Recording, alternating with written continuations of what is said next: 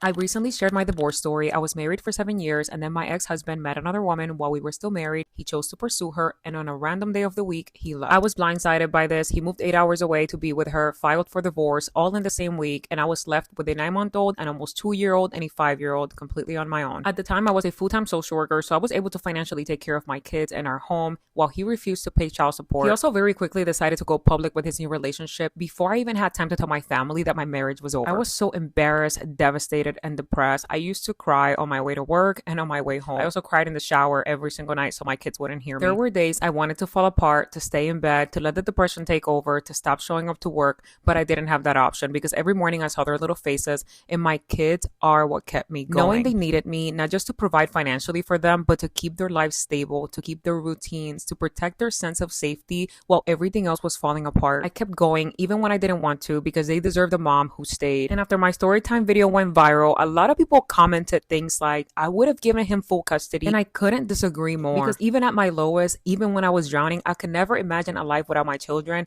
Yes, I have degrees, I have careers, I love God, I have dreams and passions outside of motherhood, but the title I am most proud of and the greatest joy of my life is being a mother, and being a good one at that. Because at the end of the day, my kids will never have to say, my mom left, my mom abandoned us, because I know that pain. I lived it. I grew up with a mother who left me to pursue a relationship with a random man that she met, and I was raised by my grandmother for years while my mom chose a child-free life. And I promised myself that that cycle of abandonment would end with me. At the end of the day, my children will never have to wonder if their mother chose them. They will know that I did. I always did, and I always will.